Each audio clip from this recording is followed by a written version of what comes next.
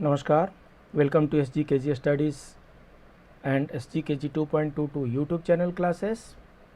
And on this channel now we are going to discuss about the Trade Unions Act 1926. It's important from labor law point of view, it's important for UPSC exam classes, it's important for APFC exam, it's important for enforcement officer exams, and like that so many examinations. It is useful for MBA classes also. It is useful for LLB classes also. So here we'll discuss about chapter 1 and chapter 2. So before starting this act I would like to इससे पहले कि हम इसको शुरू करें हम आपको बताते चलें कि इससे पहले वाले क्लास में ट्रेड यूनियन क्या होता है, ट्रेड यूनियन क्यों होता है और ट्रेड यूनियन के कितने प्रकार होते हैं, इन सब की चर्चा हम विस्तार से कर चुके हैं। अगर आपने अभी तक वो क्लास नहीं देखा है तो पहले आप उस क्लास को देख लें, इसके बाद से इस क्लास को देखें, समझने में आसानी होगी। सो ट्रेड यूनियन क्या है? Trade union is a voluntary organisation of the employees. So employees का एक वॉलंटरी ऑर्गेनाइजेशन है। It works for the betterment of the workers at employment place. ठीक है, आइए चलते हैं। सो ट्रेड यूनियन एक्ट 1926 का मतलब कि ये 1926 में पास किया गया है। अरेंजमेंट ऑफ सेक्शन की बात देखें तो इसमें chapter 1, 2, chapter 3, chapter 4 and chapter 5, इसमें पूरे 5 चैप्टर हैं और 5 चैप्टर मिला करके 33 टोटल सेक्शंस है। सो बहुत छोटा एक्ट है, 5 पार्ट है, 5 चैप्टर हैं और 5 चैप्टर में 33 सेक्शन है। फर्स्ट चैप्टर में short title, extent and commencement as it is, generally सभी में होता है। सेकेंड सेक्शन जो है डेफिनेशन का है और थर्ड चैप्टर आपको वेरी इंपॉर्टेंट है। सेकेंड चैप्टर में रजिस्ट्रेशन ऑफ ट्रेड यूनियन के बारे में दिया हुआ है। सो registration of trade union section 3 से लेकर के और सेक्शन 14 तक का दिया हुआ है।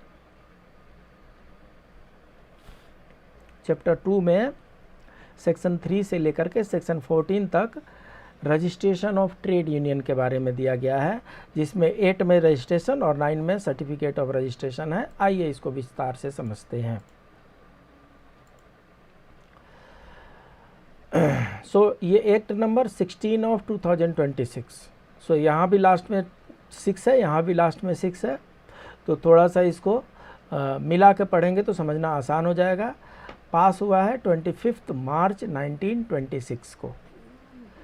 सो an act to provide, objective क्या है एक्ट का? An act to provide for the registration of trade unions and certain respects to define the law relating to registered trade union. So इस एक्ट का ऑब्जेक्टिव क्या है? To provide for the registration of trade union. Trade union का registration कैसे होगा, उसको regulate कैसे करेंगे और उस ट्रेड यूनियन का अदर लॉ क्या होगा रजिस्टर्ड ट्रेड यूनियन का, उसके बारे में ट्रेड यूनियन एक्ट पास किया गया है। ये ट्रेड यूनियन का ऑब्जेक्टिव है। Whereas it is expedient to provide for the registration of trade unions and in certain respect to define the law relating to registered trade union, it is hereby enacted as follows. So trade union के registration के लिए और trade union से other activities से related registered trade union के benefit के जो भी हैं उनके बारे में ट्रेड यूनियन एक्ट 1926 को इनेक्ट किया गया है। सो चैप्टर 1 प्रिलिमिनरी होता है, शॉर्ट टाइटल है दिस एक्ट में be called trade unions act 1926। ध्यान रखें ये ट्रेड यूनियंस है, यूनियन नहीं है। कई बार हम यूनियन बोलेंगे, आपको ये एक्ट का नाम ट्रेड यूनियंस ही याद रखना, आपको ट्रेड यूनियंस बोलना है। Trade unions act 1926 it extends to the whole of India. आपको पता ही है 31 अक्टूबर 2019 से भारत के जितने भी एक्ट हैं वो सब जगह लागू होता है, कोई जम्मू कश्मीर एक्सेप्शन नहीं है, including Jammu Kashmir and Leh. It shall come into force on such date as the central government may by notification in the official gazette appoint। So enact तो हो रहा है 25 मार्च को, लेकिन ये बोल रहे हैं ये उस दिन से लागू होगा जिस दिन सेंट्रल गवर्नमेंट डिसाइड करेगी, ऐसा एक्ट में लिखा हुआ है। तो किस दिन से लागू हुआ है? 1 जून 1927 से। सो ऑलमोस्ट आफ्टर 1 ईयर, फिर 1 जून 1927 से 25 मार्च 1926 को ये पास हुआ है और 1 जून 1927 से ये लागू हो चुका है। डेफिनेशन में सबसे पहले एप्रोप्रिएट गवर्नमेंट का है। यहाँ पर एप्रोप्रिएट गवर्नमेंट का मीनिंग दिया हुआ है कि अगर कहीं पर भी means in relation to trade unions whose objects are not confined to a state, मतलब ऐसा कोई ट्रेड यूनियन जो सिर्फ और सिर्फ स्टेट की है उसका एप्रोप्रिएट गवर्नमेंट स्टेट गवर्नमेंट होगा, बाकी सबके एप्रोप्रिएट गवर्नमेंट सेंट्रल गवर्नमेंट होंगे। Executive means the body by whatever name called to which the management of the affairs of a trade union is interested. So यहाँ पर executive का मतलब trade union के executive से है, चाहे वो जनरल सेक्रेटरी हो, चाहे सेक्रेटरी जनरल हो, ट्रेजरर नाम से जानते हो, प्रेसिडेंट नाम से जानते हैं, और भी ऑफिस बियरर जितने होते हैं उनके नाम से अलग अलग नाम हो सकते हैं, उन सबको हम एग्जीक्यूटिव के नाम से जानेंगे। और management of affairs of trade union is interested to them. Office bearer क्या होते हैं? In the case of trade union includes any member of the executive thereof but does not include an auditor. Auditor को छोड़ करके, trade union के जो auditor होंगे, auditor को छोड़ करके बाकी जितने पोस्ट होते हैं, जितने वहाँ पर एम्प्लॉई हैं, जितने ऑफिस बियर, जितने ऑफिसर्स हैं, उन सबको ऑफिस बियरर कहेंगे। सेक्रेटरी हो, जनरल सेक्रेटरी हो गए, ट्रेजरर हो गए, ये सब ऑफिस बियरर में आते हैं। Prescribed means prescribed by regulations made under this act. Registered office means the office of the trade union which is registered under this act as the head office. So जो भी trade union register होगा उसका एक trade union उसका office होगा, head office होगा। उस head office को वो लोग लिखेंगे कि ये हमारे ऑफिस का एड्रेस है, वो एड्रेस जो होगा रजिस्टर्ड ऑफिस होगा। Registered trade union means trade union registered under this act. Trade union बहुत से हो सकते हैं, एसोसिएशन बहुत से हो सकते हैं, लेकिन जो रजिस्टर होंगे इस एक्ट के द्वारा उन्हीं को रजिस्टर्ड ट्रेड यूनियन कहा जाएगा। Registrar means registrar of trade unions appointed by the appropriate government under section 3 and includes any additional और डेप्यूटी रजिस्ट्रार। सो रजिस्ट्रार मतलब ऐसे अफसर जो सेक्शन 3 में अपॉइंट किए हुए हैं। ये अच्छा, मैं इसके बाद दिखाता हूँ। सेक्शन 3 में अपॉइंट हुए हैं और वो ट्रेड यूनियन के रजिस्ट्रेशन के लिए अपॉइंट हुए हैं। That includes additional registrar, deputy registrar, ये सब इसमें आ जाते हैं। स्टेट में भी होगा तो स्टेट के अनुसार भी ऐसे ही होगा। Trade dispute means any dispute between employers and workmen or between workmen and workmen or between employers and employers। समझ लीजिए ट्रेड डिस्प्यूट में क्या क्या हो सकता है। Dispute between employers and workman, employer और वर्कमैन के बीच होगा, वो भी ट्रेड डिस्प्यूट होगा। बिटवीन वर्कमैन एंड वर्कमैन, एक एम्प्लॉय का दूसरे एम्प्लॉय से जो डिस्प्यूट होगा वो भी ट्रेड डिस्प्यूट में आएगा। बिटवीन एम्प्लॉयर्स एंड एम्प्लॉयर्स, एक एम्प्लॉयर का दूसरे एम्प्लॉयर से जो डिस्प्यूट होगा उसको भी ट्रेड डिस्प्यूट में ही जोड़ा जाएगा। Which is connected with the employment और नॉन एम्प्लॉयमेंट, जो रोजगार से जुड़ करके होगा।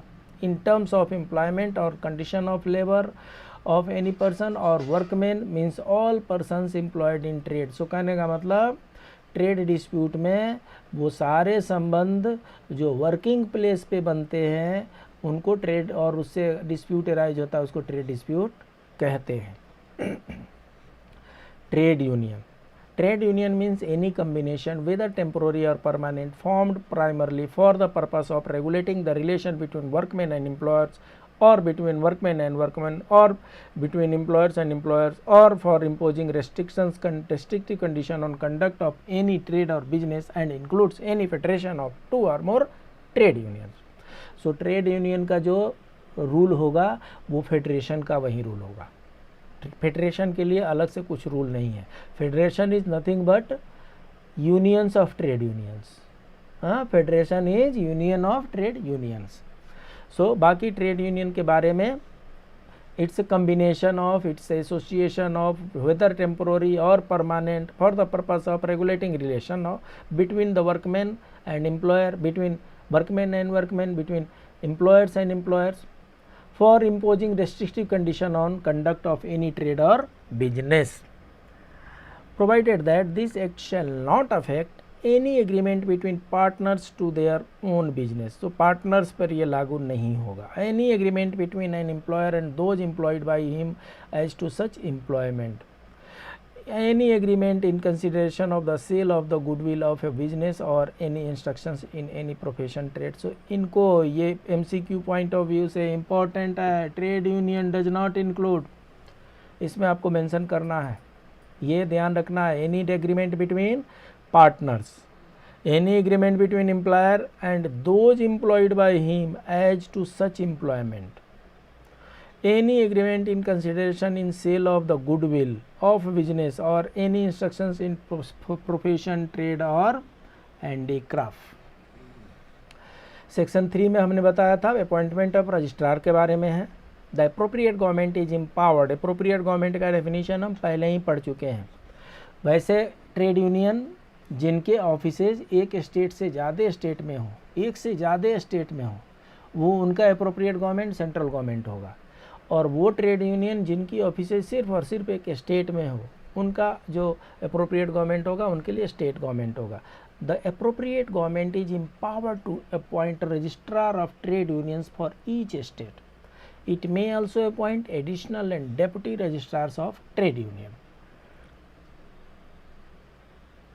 सेक्शन 4 में क्या है? Mode of registration. एनी 7 और मोर members of a trade union may apply for registration of the trade union under this act. Very important. Mode of registration में क्या है? एनी 7 पर्सन, मतलब जब ट्रेड यूनियन के लिए अप्लाई करने जाएंगे तो उस फॉर्म पे मिनिमम 7 पर्सन के सिग्नेचर होने चाहिए। By subscribing their names to the rules of the trade union, जो भी ट्रेड यूनियन का रूल बनेगा उस पर इन लोगों का 7 आदमी का साइन होना चाहिए। By complying with the provisions of this act with respect to registration, registration के जो रिक्वायरमेंट है उन सारे रिक्वायरमेंट को पूरा करते हुए मिनिमम 7 पर्सन जो होंगे वहीं रजिस्ट्रेशन के लिए एप्लीकेशन फाइल कर सकते हैं। अगर 6 पर्सन है तो फाइल नहीं कर सकते।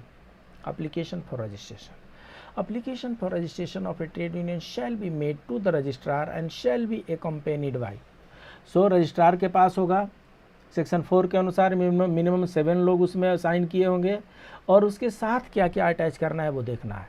A copy of the rules of the trade union, जो ट्रेड यूनियन आप फॉर्म करने जा रहे हैं उस ट्रेड यूनियन के रूल कॉपी के रूल क्या है उसकी एक कॉपी चाहिए। Statement of the following particulars: the names, occupation and address of the members making the application। so ये जो 7 persons, मिनिमम 7 persons जो साइन कर रहे हैं उनके नेम, ऑक्यूपेशन, एड्रेस चाहिए। Name of the trade union and address of its head office. So किस नाम से इसको रजिस्टर करना है, इस ट्रेड यूनियन को किस नाम से रजिस्टर करना है, इसलिए उस ट्रेड यूनियन का नाम चाहिए और वहाँ उसकी ऑफिस कहाँ पे है तो उसका ऑफिस एड्रेस चाहिए। Where a trade union has been in existence for more than 1 year before the making of the application for its registration, it needs to submit a statement of the assets and liability held by it. अगर trade union registration से 1 साल पहले की है और बाद में registration के लिए जाते हैं तो एप्लीकेशन के साथ इनको एक असेट एंड लायबिलिटी का स्टेटमेंट भी सबमिट करना पड़ता है। सो सेक्शन 4 में हमने देखा कि 7 persons और more they can subscribe for the trade union form, trade union registration. और सेक्शन 5 में हमने देखा एप्लीकेशन के साथ क्या क्या हमें पेपर की ज़रूरत पड़ती है। सेक्शन 6 में हम देखेंगे a trade union shall not be entitled to registration under this act unless its executive body is constituted in accordance with the provisions of this act and its rules provide for the following. क्या क्या rule provide करना है? The name of the trade union, मतलब section 6 जो है एक check list है कि तब तक आपका रजिस्ट्रेशन नहीं हो सकता जब तक ये फॉलोइंग नहीं है। क्या क्या नहीं है? ट्रेड यूनियन का नेम नहीं है। Object for which the trade union has been established, so किस ऑब्जेक्ट के लिए आप ये यूनियन इस्टेब्लिश कर रहे हैं। The process purposes for which the general fund of the trade union shall be applicable, ये मेंशन करना है कि किस पर्पस के लिए फंड खर्चे किए जा सकते हैं। उसी के बाद ट्रेड रजिस्ट्रार डिसाइड करेंगे कि रजिस्ट्रेशन करना है कि नहीं करना है। इसके अलावा क्या है, the maintenance of the list of members of trade union and adequate facilities for the inspection thereof, ये भी करना है। उसके बाद से एडमिशन ऑफ ऑर्डिनरी मेंबर्स, उनका क्या तरीका होगा एडमिशन का, वो भी आपको करना है। The payment of minimum subscription by members of the trade union which shall not be less than, so एक मेंबर कितना सब्सक्रिप्शन पे करेंगे वो भी आपको मेंशन करना है। नॉट बी लेस देन 1 रुपी पर एनम फॉर रूरल वर्कर्स, जो ग्रामीण क्षेत्र के वर्कर हैं वो 1 रुपये प्रति वर्ष से कम नहीं होगा, मतलब इससे ज़्यादा ही होगा। ज़्यादा का कहीं पे मेंशन नहीं है, सिर्फ कम का मेंशन है। ₹3 per annum for workers in the unorganise sector के लिए 3 रुपया मिनिमम होगा, और for other workers 12 rupees per annum, 12 rupees per annum से कम पर नहीं होगा। ये ट्रेड यूनियन का जब आप रजिस्ट्रेशन करने के लिए फॉर्म भर रहे हैं तो उसमें ये सब मेंशन करने हैं कि आप कितना लेने जा रहे हैं, 100 रुपये, 50 रुपये, कितना रुपये महीना लेने जा रहे हैं। Conditions under which any member shall be entitled to any benefit issued by the rules and under which any fine or forfeiture may be imposed on the members. So अगर कोई रूल वायलेशन होता है तो कौन से rule violation होने पे कितना फाइन और कितना फॉरफीचर आप करेंगे, ये भी अपने रूल बुक में मेंशन करना है। और किसी को अच्छा होने पर किसी एम्प्लॉय को हम कुछ अदर बेनिफिट दे सकते हैं क्या, ये भी रूल बुक में मेंशन करना है। The manner in which the rules shall be amended, varied or rescinded. So किस तरीके से रूल को अमेंड किया जाएगा, बदला जाएगा, या रूल को कैंसिल कर दिया जाएगा, डिलीट कर दिया जाएगा, सरेंडर कर दिया जाएगा। The manner in which the members of the executive and others of the trade union shall be elected and removed. So जो मेंबर्स होंगे यूनियन के उनका इलेक्शन कैसे होगा और उनका रिमूवल कैसा होगा, ये पूरा जो सेक्शन 6 है, सेक्शन 6 में ये जितने भी चीज़ें लिखी हुई हैं इन सब को कंप्लाई करने के बाद ही, अभी और भी है, the duration of period being not more than 3 years for which the members of the executive and other office bearers of the trade union shall be elected. So आपको रूल बुक में mention करना है कि 1 year में election होगा कि 2 year में election होगा कि 3 year में इलेक्शन होगा, नॉट मोर देन 3 years। कभी इलेक्शन नहीं होगा, परमानेंट मेंबर हो जाएंगे, 4 year का होगा, 5 year का होगा, ऐसा रूल लिखेंगे तो आपका रजिस्ट्रेशन नहीं होगा। मैक्सिमम 3 years आप रख सकते हैं, 3 year के बाद से आपको रजिस्ट्रेशन, आपको इलेक्शन करने ही है। The safe custody of the funds of the trade union and annual audit in such manner as may be prescribed of the account there of and adequate facilities for the inspection of the account.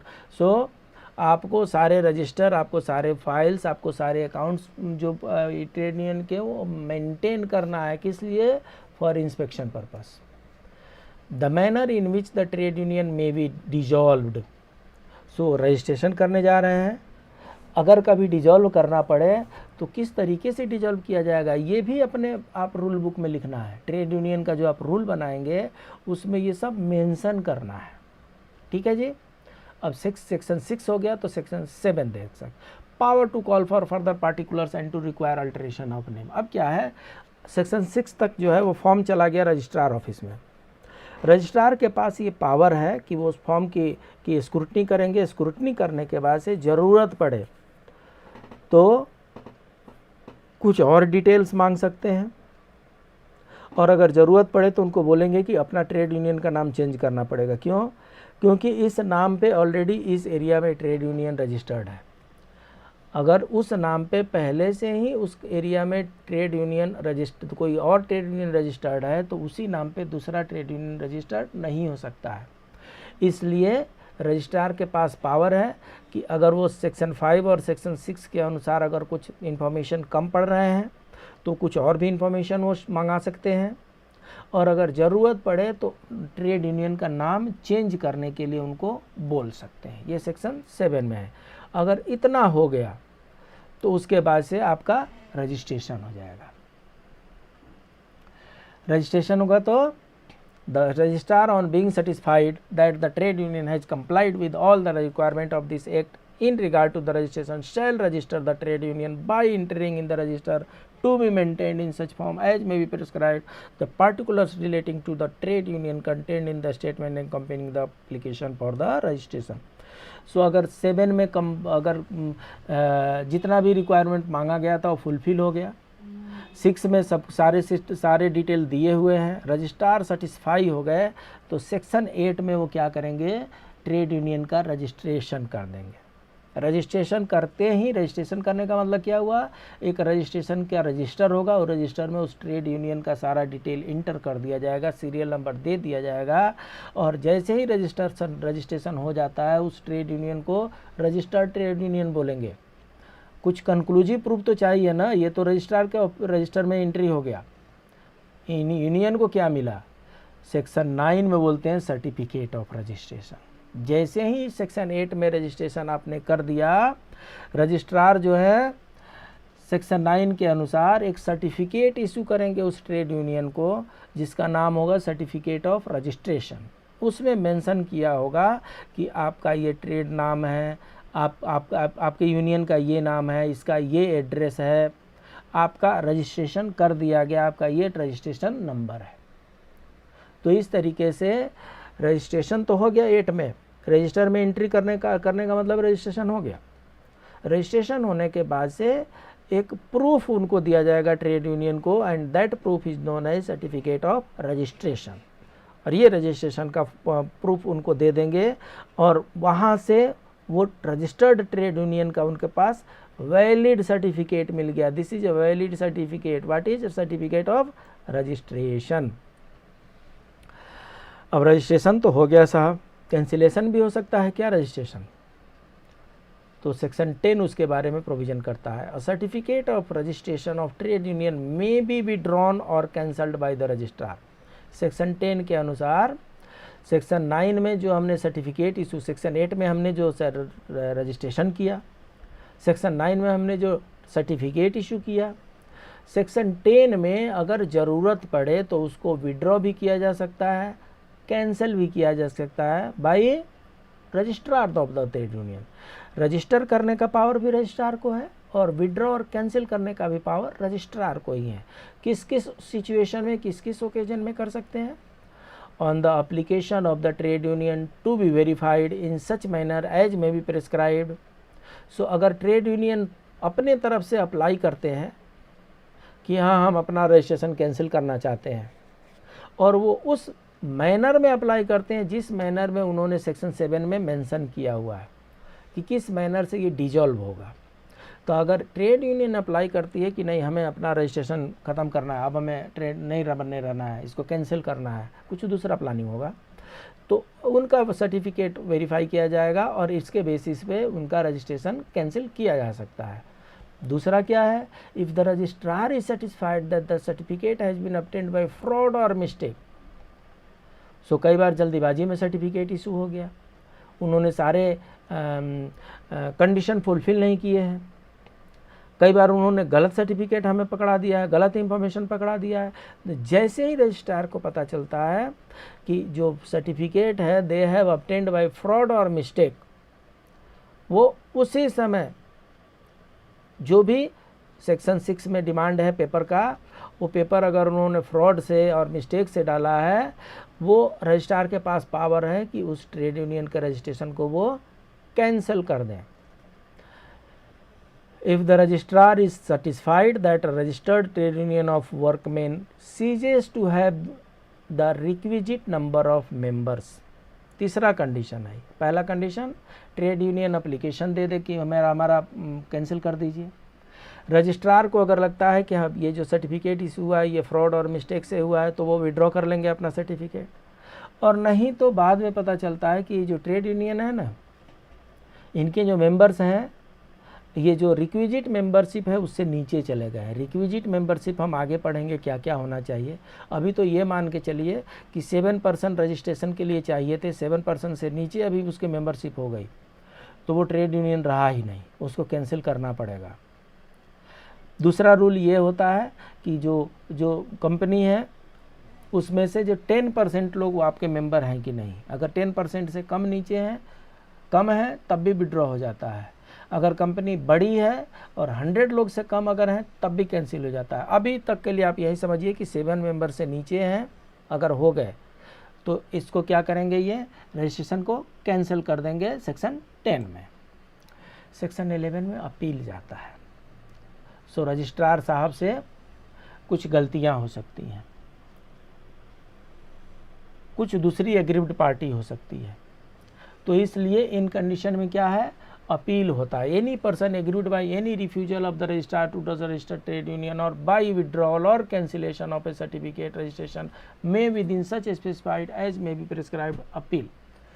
So condition ये है कि registration से पहले ही registrar साहब refuse कर दें कि नहीं रजिस्ट्रेशन कर गए, रजिस्ट्रेशन तो कर दिए लेकिन उसके बाद उन्होंने विड्रॉ कर लिया, कैंसिल कर दिया सर्टिफिकेट, तो ऐसे में जो एग्रीव्ड पार्टी है वो अपील में जा सकती है। कहाँ जाएगी, where the head office of the trade union is situated within the limits of the presidency town, high court में जाएंगे। अगर प्रेसिडेंसी टाउन में ट्रेड यूनियन का ऑफिस है तो ये यहाँ से सीधे रजिस्ट्रार के बाद से सीधे हाई कोर्ट जा सकते हैं। Where the head office is situated in area falling within the jurisdiction of labour court और industrial tribunal to that court और ट्रिब्यूनल। अगर ये लेबर कोर्ट और ट्रिब्यूनल इंडस्ट्रियल ट्रिब्यूनल के एरिया में आते हैं तो ये कोर्ट और ट्रिब्यूनल में जाएंगे। Where the head office is situated in any other area to such court not inferior to the court of an additional or assistant जज और प्रिंसिपल सिविल कोर्ट, मतलब सेशन जो जज के पास ये जा सकते हैं। सो सेशन जज के पास जा सकते हैं, लेबर कोर्ट या इंडस्ट्रियल ट्रिब्यूनल के पास जा सकते हैं, और नहीं तो प्रेसिडेंसी टाउन में है तो हाई कोर्ट के पास जा सकते हैं। इन तीनों में किसी के पास भी चले जाएं, वहाँ पर अपील वो फाइल कर सकते हैं। द अपीलेट कोर्ट में डिसमिस द अपील। अच्छा, अपील का रूल ऐसा ही होता है, अपीलेट और अपील में चले गए इसका मतलब ये नहीं कि आपकी बात रख ही लेंगे, वो अपील को डिसमिस भी कर सकते हैं, और नहीं तो सुनने के बाद से जो रजिस्ट्रार का जो ऑर्डर है विड्रॉल का और कैंसिलेशन का, उस ऑर्डर को सेट असाइड कर सकते हैं। सो इसलिए सेक्शन 11 में अपील का प्रोविज़न दिया हुआ है। एमसीक्यू क्वेश्चन ये है कि जहाँ पर रेसिडेंसी टाउन होगा वहाँ पर हाई कोर्ट में अपील में जा सकते हैं। बाकी जगहों पे जहाँ लेबर कोर्ट होगा, इंडस्ट्रियल ट्रिब्यूनल होगा, वहाँ पर ये लेबर कोर्ट और इंडस्ट्रियल ट्रिब्यूनल में जा सकते हैं, और जहाँ ये दोनों नहीं है वहाँ पर ये सेशन कोर्ट में जा सकते हैं। Right. Registered office section 12 all communication and notices to a registered trade union may be addressed to its registered office. Notice of any change in the address of head office shall be given within 14 days of such change to the registrar in writing, and the changed address shall be recorded in the register referred to in section 8. So क्या होता है, आपको register करने के लिए trade union का एक office चाहिए, उस ऑफिस का रजिस्टर्ड ऑफिस का एड्रेस होना चाहिए। अगर रजिस्टर्ड ऑफिस का जो भी एड्रेस होगा उसी एड्रेस पे रजिस्ट्रार की तरफ से सारे कम्युनिकेशन जाएंगे। अगर आप रजिस्टर्ड ऑफिस को ट्रेड यूनियन ऑफिस का जो हेड ऑफिस है, रजिस्टर्ड ऑफिस को अगर आप एक जगह से दूसरे जगह उसको शिफ्ट कर रहे हैं तो न्यू एड्रेस को 14 डेज़ के अंदर, एमसीक्यू क्वेश्चन, न्यू एड्रेस को 14 डेज़ के अंदर में आपको रजिस्ट्रार के ऑफिस में इंटीमेट करना है। वहाँ पर जैसे सेक्शन 8 में जो एड्रेस मेंशन हुआ था वहाँ पर उसको कट करके ये नया एड्रेस ऐड करवाना है। ठीक है। Incorporation of registered trade union, every registered trade union shall B a corporate by name under which it is registered and shall have perpetual succession and a body common seal with the power to acquire and hold both movable and immovable property and contract, and shall by the said name sue and be sued. So जो rule section 13 है, section 13 के अनुसार जो registered trade union है वो registered trade union जो है juristic person बन गया, आर्टिफिशियल पर्सन बन गया। जो लोग लॉ पढ़े हैं उनको पता है ज्यूरिस्टिक पर्सन क्या होता है। लॉ के नज़र में वो एक कानूनी रूप से वो एक व्यक्ति की उसके पास पावर आ गया, और व्यक्ति जब बन जाता है तो उसके पास मूवेबल इमूवेबल प्रॉपर्टी होल्ड करने का पावर आ जाता है। दूसरे को के अगेंस्ट में केस करने और उसके अगेंस्ट में केस होने का भी सिचुएशन अराइज हो जाता है। सो इनकॉर्पोरेशन ऑफ रजिस्टर, जब ट्रेड यूनियन का रजिस्ट्रेशन हो गया तो अब क्या होगा, shall be a corporate by the name, अब उसके नाम पर सब कुछ चलेगा। उस ट्रेड यूनियन का जो रजिस्ट्रेशन हुआ है जिस नाम से, उस नाम पर ही अब सब कुछ चलेगा। इट हैज़ परपेचुअल सक्सेशन, एक के बाद एक उसके लीडर चेंज होते जाएंगे, ट्रेड यूनियन के मेंबर्स चेंज होते जाएंगे, ट्रेड यूनियन के ऑफिस बीरर चेंज होते जाएंगे, लेकिन ट्रेड यूनियन का नाम वहीं रहेगा, परमानेंट वहीं रहेगा जब तक कि चेंज की नौबत नहीं आती है।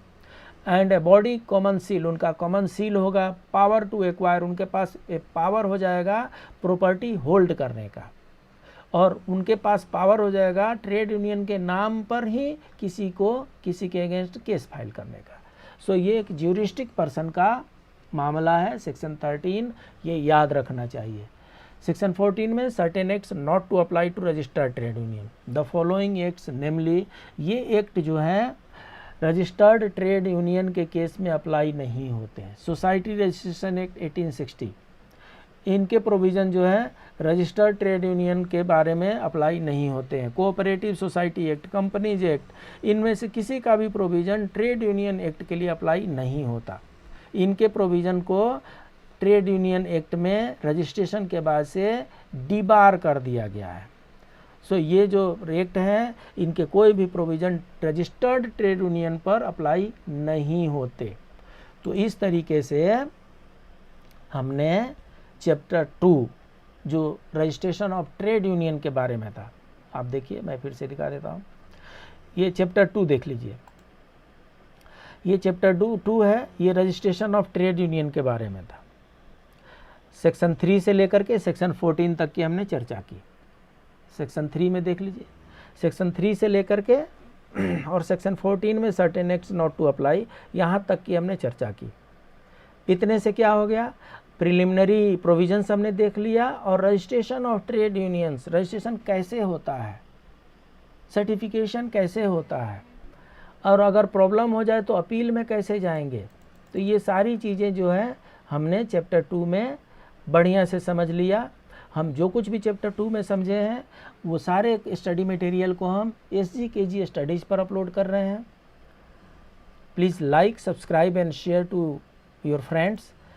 बाकी हमारा एक SGKG 2.22 अनदर चैनल है, और इस पर ये मटेरियल ऑलरेडी अवेलेबल है। So please do subscribe, like, share and comment on this channel also. ये देखिए SGKG स्टडीज़ है, इसमें 191 वीडियो अभी तक पब्लिश हो चुके हैं, और इसके बाद से ये सनातन ज्ञान की गंगा है, और इसमें लगभग 1000 वीडियो अपलोड किए जा चुके हैं। So please keep on revising. मिलते हैं अगले क्लास में, तब तक के लिए नमस्कार। पार्ट 2 अगले क्लास में लेकर के मिलते हैं। ये पार्ट 1 है, ये पार्ट 1 है चैप्टर 2 तक। पार्ट 2 के साथ हम हाजिर होते हैं अगले क्लास में, तब तक के लिए नमस्कार।